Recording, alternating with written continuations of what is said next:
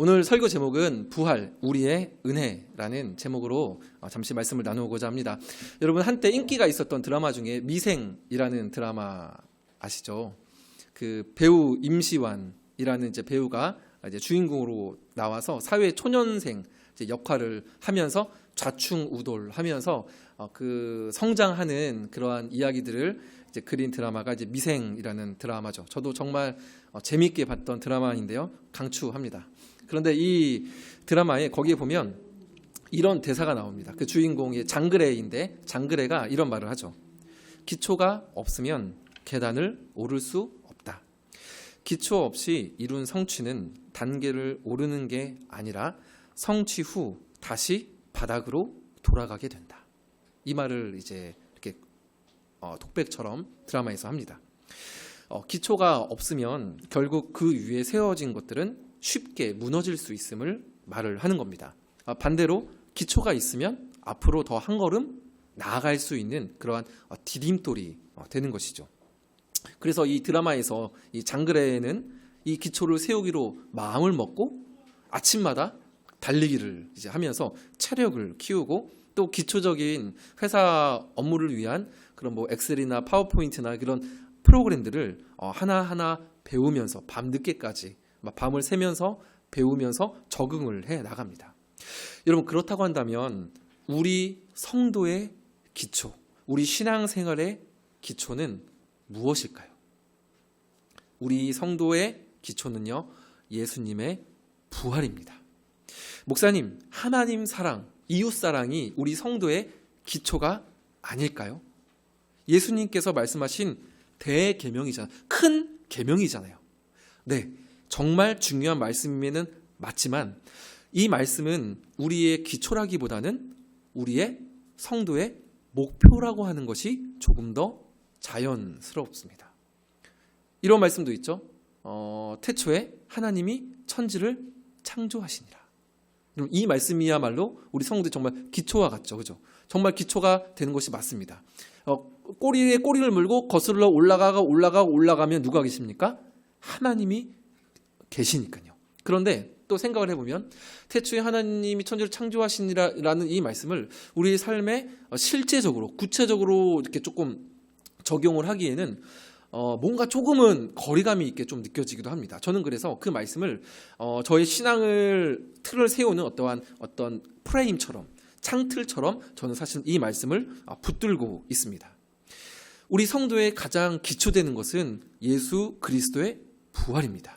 부활이 기초임을 말해주는 말씀이요, 골로새서 말씀에 있습니다. 제가 다행히도 작년에 이 골로새서 말씀을 가지고 이렇게 쭉 이렇게 강의처럼 이제 설교를 해서 마침 이게 딱 떠올라서 얼마나 제가 좋았는지 모릅니다. 골로새서 3장 1절인데 같이 한번 읽어볼까요? 시작. 그러므로 너희가 그리스도와 함께 다시 살리심을 받았으면 위의 것을 찾으라. 거기는 그리스도께서 하나님 우편에 앉아 계시니라. 아멘. 바울이 골로새 성도들에게 권면한 말씀입니다. 그러므로 너희가 그리스도와 함께 다시 살리심을 받았으면 무엇을 전제로 합니까? 부활을 전제로 하는 겁니다. 골로새 성도들아, 너희가 부활을 믿느냐? 부활을 경험하느냐? 그렇다면 어디의 것을 찾으라? 위의 것을 찾으라 라고 말씀하십니다. 여러분, 성경을 잠깐만 좀 펴보시겠습니까? 골로새 3장을, 요거는 이제 PPT 없기 때문에 눈으로 한번 좀 따라와 주시면은 더 좋을 것 같습니다. 골로새서 3장을 여러분 한번 펼쳐주시고요. 골로새서는 페이지로는 326페이지쯤에 있습니다. 우리 친구들도 한번 찾아보세요. 골로새서 3장입니다. 골로새서 3장. 네, 한번 눈으로 이제 보시면 1절에 저희가 방금 읽은 말씀이 있죠. 그러므로 너희가 그리스도와 함께 다시 살리심을 받았으면 위의 것을 찾으라. 거기는 예수님이 하나님 우편에 앉아 계신다 라고 말을 한 다음에 어떻게 하냐면, 자, 5절에 잠깐 볼까요? 그러므로 땅에 있는 지체를 죽이라. 곧 음란과 부정과 사욕과 악한 정욕과 탐심이니 탐심은 우상 숭배니라. 9절을 또 보십시오. 너희가 서로 무엇을 하지 말라? 거짓말을 하지 말라. 옛사랑과 그 행위를 벗어버리고, 14절을 또 볼까요? 14절에 이 모든 것 위에 무엇을 더하라? 사랑을 더하라. 이는 온전하게 매는 띠니라. 또 숨을 좀 제가 쉬고 15절을 좀 한번 볼까? 끝에 보세요. 너희는 또한 무엇하는 자가 되라? 감사하는 자 되라. 18절 눈으로 보십시오. 아내들아. 그리고 이어서 아내들아 하고 19절에 남편들아. 20절에 자녀들아. 21절에 아비들아. 22절에 종들아. 제가 이거를 하나하나 다 살펴본 게 무엇입니까? 부활에서 시작하여서 어디까지 연결이 됩니까? 가정, 생활까지 연결이 되는 거죠. 실질적인 우리의 생활과 마음의 거룩에서 시작하여 이웃사랑 그리고 가정 안에서의 생활까지 연결이 된다는 것입니다. 즉 부활은 우리의 뿌리이자 바탕이다라는 것입니다. 여러분 우리가 계속 살펴보고 있는 사실은 사도행전 말씀 있잖아요. 사도행전에 보면 정말 서로의 것을 나의 것이라 여기지 않고 나눠주며 사랑하는 모습들이 초대교회 공동체에 나타납니다. 여러분 어떻게 그러한 일이 나타날 수가 있습니까? 그곳에 모인 사람들이 다 훌륭한 사람들이고 마음이 넓은 사람이고 사랑이 많은 사람이고 태어나서부터 그런 사람들이라서 초대교회가 그렇게 사랑하는 공동체일까요? 아닙니다. 성령 충만일까요? 네, 성령 충만함이 그들이 담대하게 복음을 전하는 이유가 된 것도 사실입니다. 그러나 여러분 성령 충만 이전에 사도들과 제자들과 그 성도들이 경험했던 것은 예수님의 부활이었습니다. 부활 이후에 성령의 충만함이 있었던 것이죠.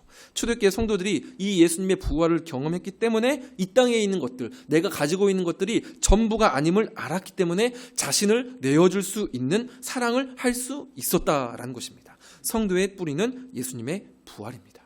그래서 복음은 부활을 설명하지 않습니다. 부활이 복음을 설명합니다. 복음은 제가 매주마다 이제 이렇게 드리는 말씀인 것 같습니다. 복음은 좋은 충고가 아니라 좋은 소식입니다. 내가 할 수 없기에 우리를 위해 하나님께서 예수님을 통해 이루신 소식이 복음입니다. 소식은 말 그대로 나에게 들려지는 소식입니다. 그 소식에 내가 참여한 것, 내가 이룬 것이 있습니까? 아무것도 없습니다. 그저 전적으로 나를 위해, 우리를 위해 행하신 일, 그것이 바로 소식이자 복음입니다. 그저 나에게 들려온 것이기 때문에 이 복음은 은혜 중에 은혜입니다. 그런데 오늘 본문에 기록된 이 부활의 이야기 또한 복음이요 은혜였습니다. 처음부터 끝까지 우리를 위한 하나님과 예수님과 성령님의 행하심이었습니다. 오늘 말씀을 제가 준비하면서 세 가지 단어가 제 마음속에 맴돌았습니다. 세 가지 단어가 무엇이었냐면 부활, 그리고 기초, 또한 은혜였습니다. 부활, 기초, 은혜였습니다. 성도의 기초는 은혜인데 은혜 중에 은혜가 부활이구나 라는 그런 생각이 들었습니다. 오늘 말씀을 이제 한 구절 한 구절 좀 살펴보겠지만 앞서 드린 이야기에 따라서 본문의 큰 흐름을 제가 그냥 간단하게 좀 먼저 말씀을 드리려고 하는데요. 부활하신 예수님이 먼저 두려움에 떨며 모여있던 이 제자들을 찾아오셨습니다. 그리고 찾아오신 예수님이 평강을 선포를 하시고 이어서 자신의 못자국 난 손과 창자국이 난 옆구리를 보여주십니다. 그리고 다시 한번 평강을 선포하신 후에 그 제자들에게 하나님이 나를 보내신 것처럼 나도 너희를 보낸다라고 사명을 주시고 그리고 그 사명을 이루실 수 있도록 숨을 내쉬시며 성령을 주십니다. 이것이 오늘 우리가 읽은 본문의 전체적인 내용이거든요. 성령을 주시죠. 자, 그런데 우리가 여러분 신앙생활을 하면서 성령의 충만함이 답이다라고 고백하며 말씀을 붙잡고 기도합니다. 저도 하나님 성령의 충만함을 저에게 주세요라고 그렇게 기도를 합니다. 그런데 여러분 이 성령의 충만함이 어디에서 시작이 되었습니까? 서두에서 제가 잠깐 말씀드렸던 것처럼 예수님의 부활로부터 이 성령의 충만함도 시작이 되었고 가능케 되었습니다. 부활은 은혜 중에 은혜입니다. 저는 우리 모두가 이 부활에서 시작되는 은혜로 충만하기를 간절히 소망합니다. 본문을 통해 부활의 소식을 들려주신 하나님의 마음을 느끼기를 간절히 원하고 그래서 제자들을 향하여 선포하신 그 평강이 그 단지 제자들에게만 국한이 되는 평강이 아니라 이 자리에 있는 여러분과 저의 평강이 되기를 진심으로 간절히 소망합니다. 우리 말씀을 좀 보면 좋겠는데 19절 말씀 우리 같이 한번 좀 천천히 한번 좀 읽어볼까요? 같이 한번 읽어보겠습니다. 시작. 이날 곧 모인 곳에 문들을 닫았더니 예수께서 오사 가운데 서서 이르시되 너희에게 평강이 있을지어다. 아멘. 지난주에 제가 부활절 관련된 말씀 들었던 걸 여러분 잠시 기억을 해보시면 좋겠습니다. 제자들은 부활의 소식을 믿었나요?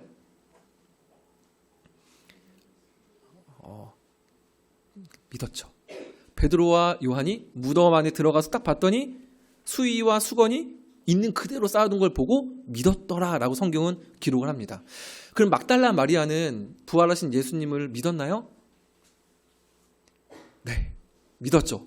맨 처음에는 나타났을 때는 막달라 마리아가 예수님을 알아보지 못했죠. 누구처럼 봤죠? 동산지기처럼 보고 내 주를 사람들이 어디다 두었는지 내가 모릅니다. 그래서 울고 있습니다. 라고 말을 하지 않습니까? 그때 그 동산지기라고 여겼던 사람이 뭐라고 하죠? 이름을 부르잖아요. 그죠? 마리아야 하니까 그제서야 마리아의 영적인 눈이 띄어지면서 라보니요. 그죠? 선생님라고 하면서 그 부활하신 주님을 만나게 됩니다. 그제서야 이제 눈이 띄어서 보게 된 거죠. 그래서 예수님께서 마리아에게 부탁을 하십니다. 아마 기억이 나실 겁니다. 무엇을 부탁하셨습니까?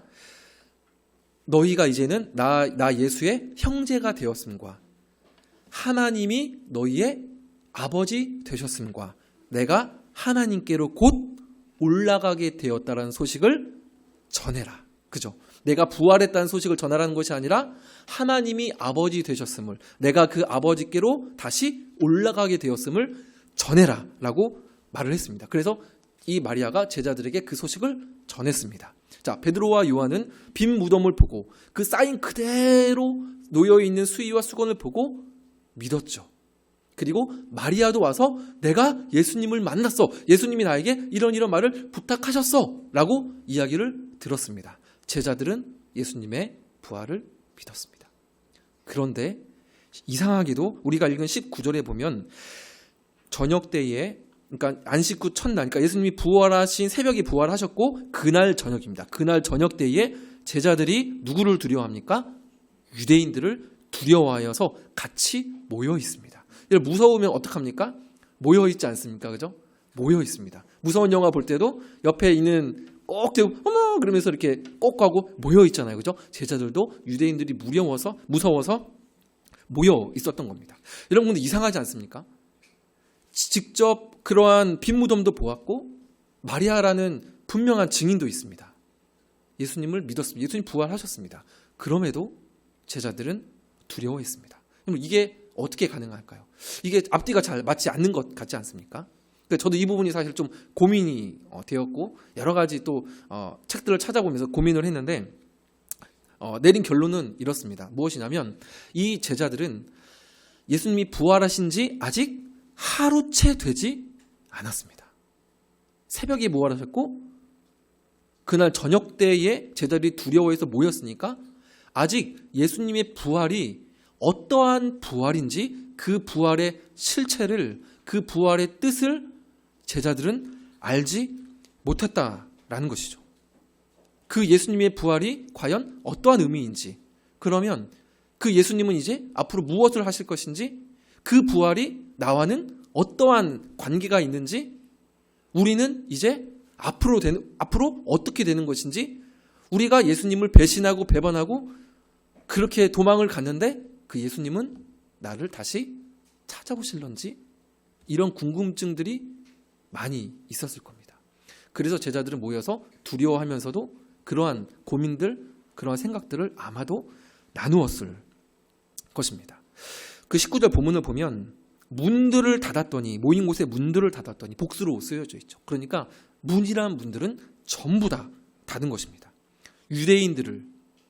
예수님을 죽인 유대인들을 나도 얼마든지 죽을 수 있겠구나 라는 마음에 두려움의 문을 잠갔던 거죠.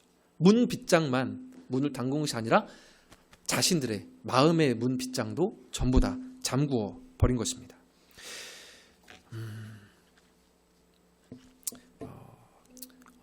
제가 말씀드렸던 부분을 다시 한번 정리를 해드리면 제자들은 예수님의 실제적인, 역사적인 부활은 믿었었던 겁니다. 그러나 그것이 하나님의 섭리 가운데에 그 부활의 실체가 무엇인지, 그 부활에 대한 이해가 없었던 거죠.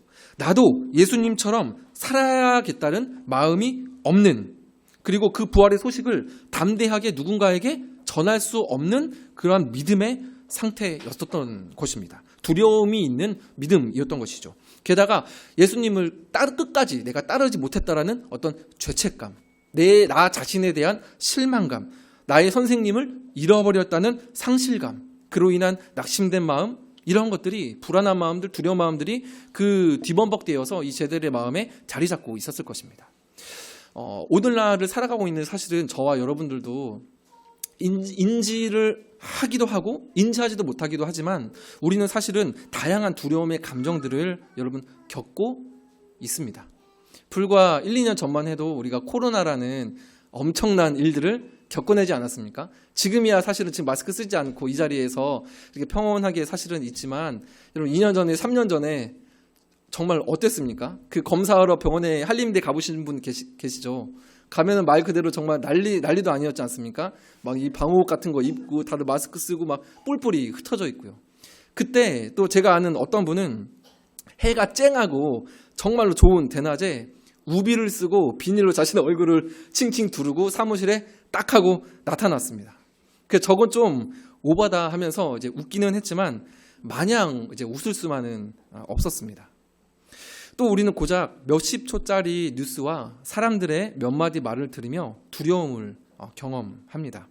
학생들은 새로운 학교에 입학하고 입시를 준비하며 두려움을 경험하고, 청년들은 앞날에 대한 불확실함으로 두려움을 경험합니다. 나이가 들어감에 따라 연약해진 나의 육신이 확인되는 순간 두려움이 찾아옵니다. 언젠가는 제가 축구를 하는데 저는 분명 헤딩을 한다고 힘껏 점프를 했거든요. 근데 공이 그냥 위로 지나가더라고요.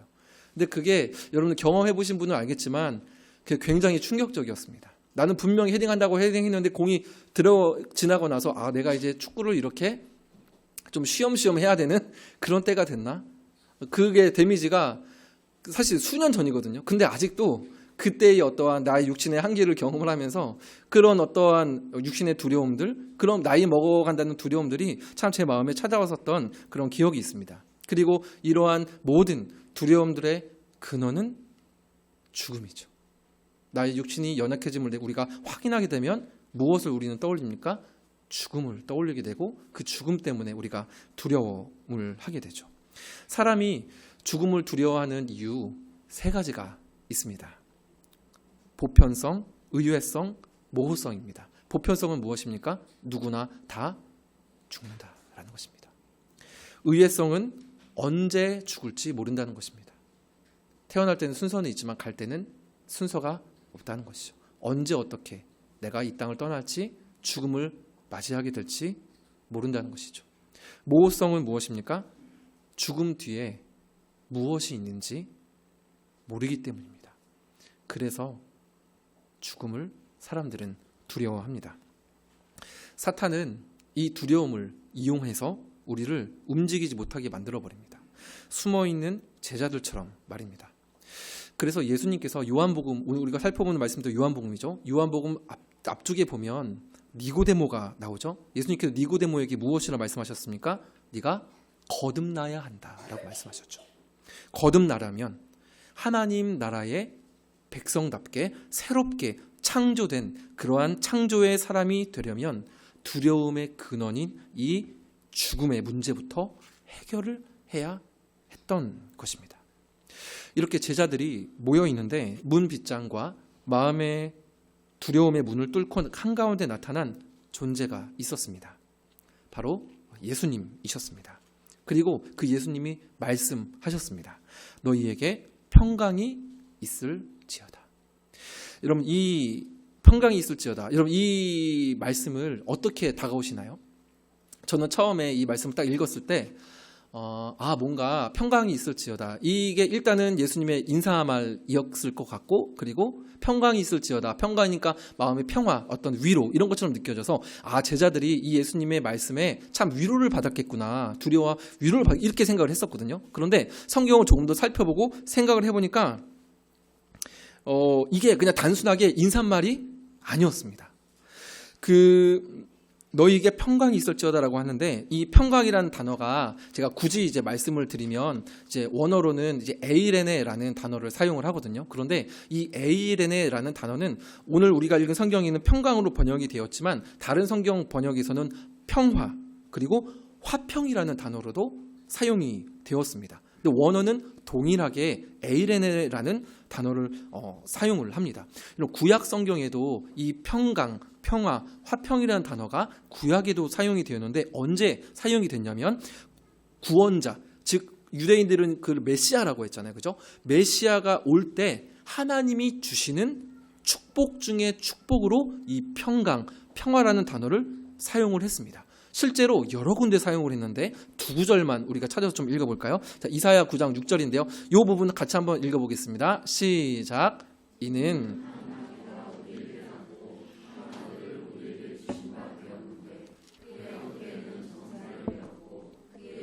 기묘자라 모사라 전능하신 하나님이라 영존하시는 아버지라 평강의 왕이라 할 것임이라. 아멘. 어떤 왕입니까? 평강의 왕입니다. 스가랴 9장 10절 보여주시겠어요? 자, 이건 제가 한번 읽어드릴게요.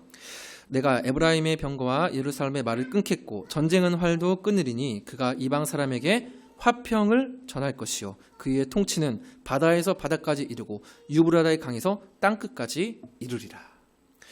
이 예수님 당시에 로마 제국의 당신들의 황제가 다스리면 피스, 평화가 온다라고 그렇게 말을 했지만 구약 성경에서는 메시아의 통치와 구원을 통해 진정한 평화가 이 땅에 올 것이다라고 예언을 했습니다.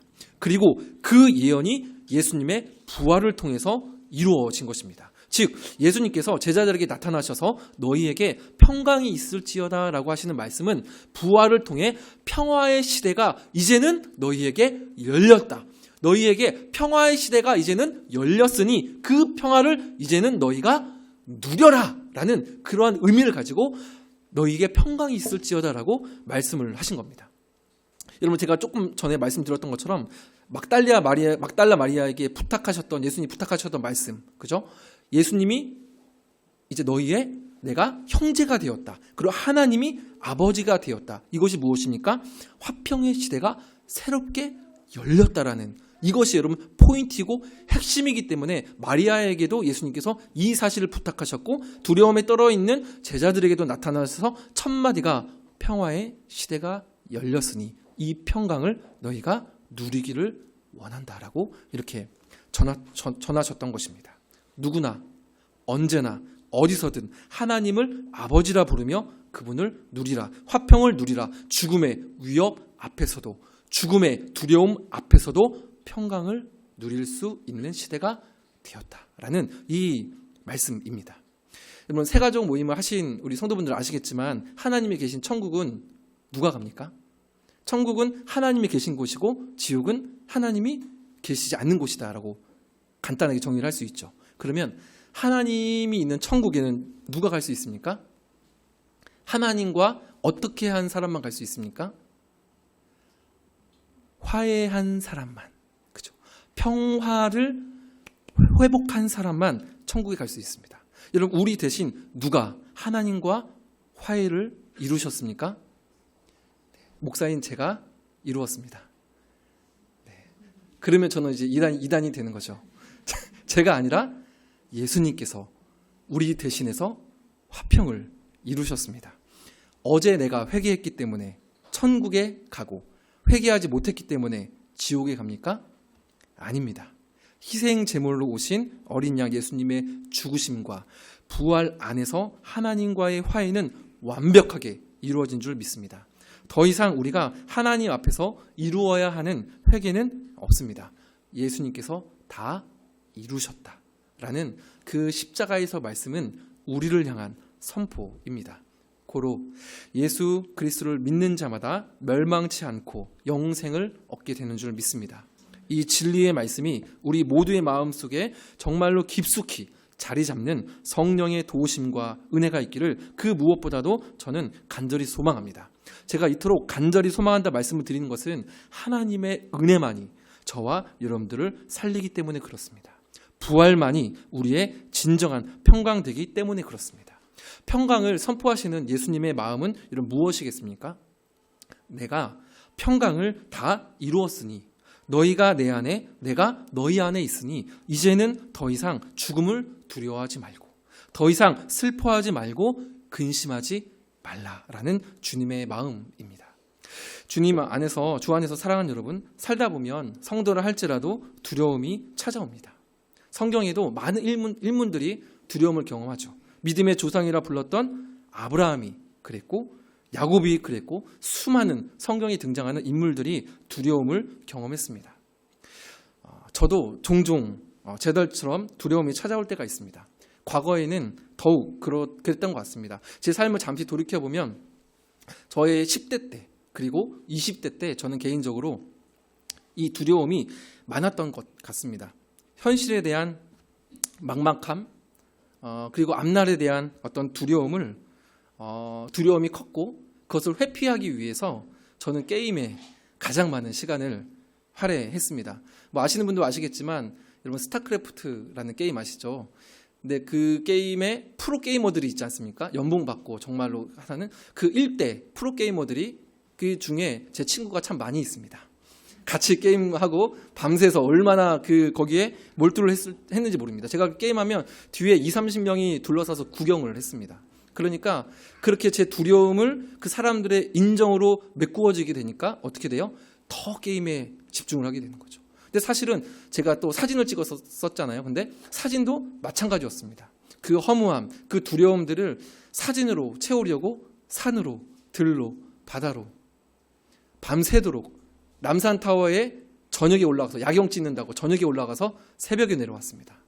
미친 듯이 사진을 찍으며 돌아다녔습니다. 물론 사진을 찍는 그 행위 자체가 저에게 참 유익하고 좋았던 것도 있었습니다. 너무 좋았습니다. 그런데 솔직하게 어떤 현실에 대한 막막함과 미래에 대한 두려움들이 있었음을 그것을 메꾸기 위한 몸부림이었음을 솔직히 부인할 수가 없을 것 같습니다. 또 사실 꼬리에 꼬리를 물고 생각하고 또 고민하고 또 고민했습니다. 나는 왜 이럴까? 나는 누군가? 나는 어디선가? 나 지금 모른가? 꼬리에 꼬리를 물고 자아성찰을 계속했습니다. 과도하게 제 자신을 돌아봤습니다. 여러분 그런데 과도한 자기 성찰의 끝은 무엇인지 아십니까? Nothing. 발음이 괜찮았나요? 아무것도 없습니다. 과도한 성찰은 끝이 아무것도 없습니다. 남은 것이 있다고 한다면 과도한 진지함과 심각한 얼굴만이 남았습니다. 제가 상처가 되었던 게 돌잔치를 갔거든요.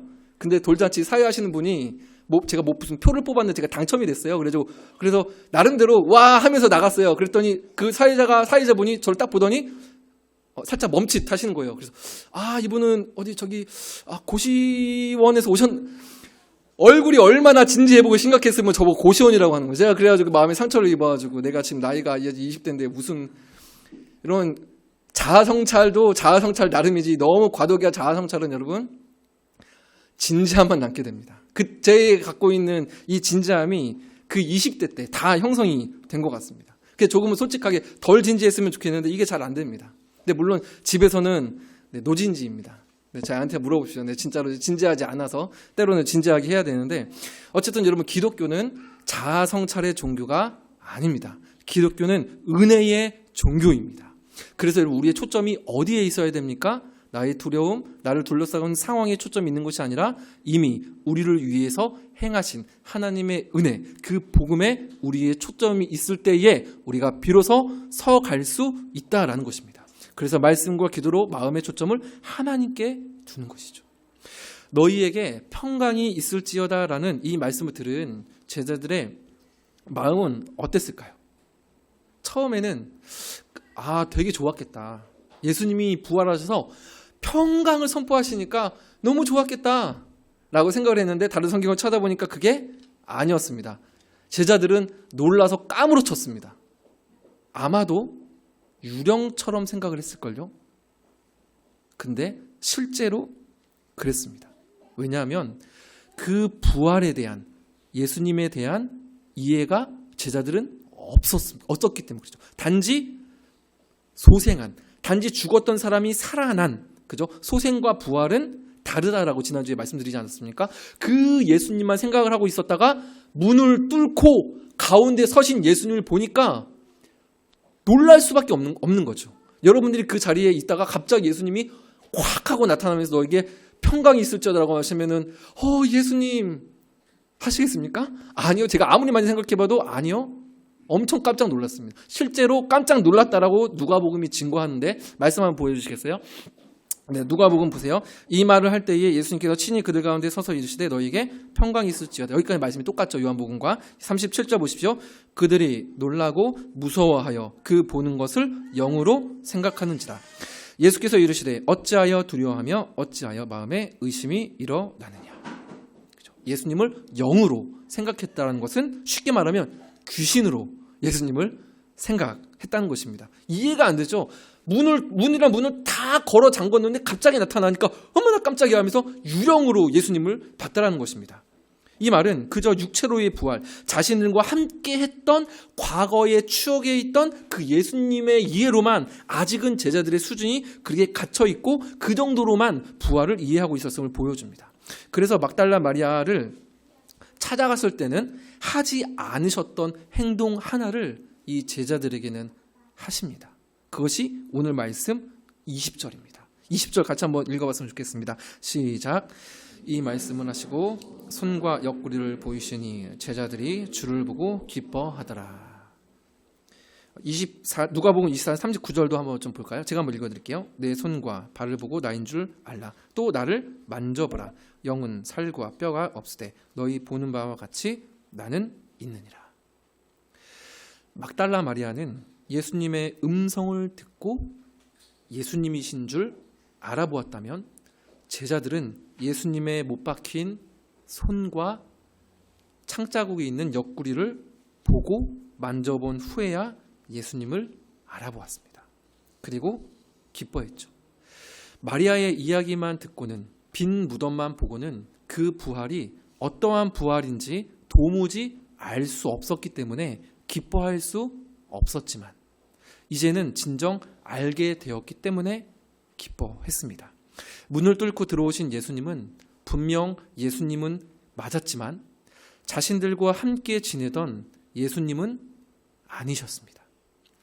언젠가 다시 죽을 나사로의 몸이 아니라 다시 죽지 않을 몸으로 살아나시사 하늘의 아버지께로 올라가실 예수님이셨습니다.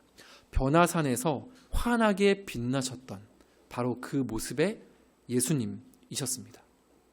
그러므로 제자들에게는 더 이상 유대인들을 두려워하거나 무서워할 이유가 깨끗하게 사라지게 된 것이죠. 이것이 제자들에게 은혜로 자신의 부활을 나타내신 하나님과 예수님과 성령님의 역사입니다. 오늘 말씀을 이제 좀 정리하려고 합니다. 성도의 기초는 은혜요. 은혜 중에 은혜는 우리 주님의 부활입니다. 죄를 지어 숨어 있었던 아담과 하와를 하나님께서 먼저 찾아오셨던 것처럼 부활하신 주님은 낙심과 두려움에 있던 제자들을 내버려 두지 않으시고 먼저 찾아오셨습니다. 그리고 평강을 선포하셨습니다. 예수님을 믿지만 불안과 두려움과 의심을 수없이 반복하는 우리를 향하여서도 부활하신 주님께서는 동일한 마음으로 저와 여러분들에게 평강을 선포하십니다. 우리 요한복음 16장 33절 이 말씀 한 절 말씀 같이 읽고 찬양과 기도의 자리로 나아갈 수 있었으면 좋겠습니다. 같이 한번 읽겠습니다. 이것을 너에게 이르는 것은 너희로 내 안에서 평안을 누리게 하려 함이라. 세상에서는 너희가 환난을 당하나 담대하라. 내가 세상을 이겼노라. 아멘.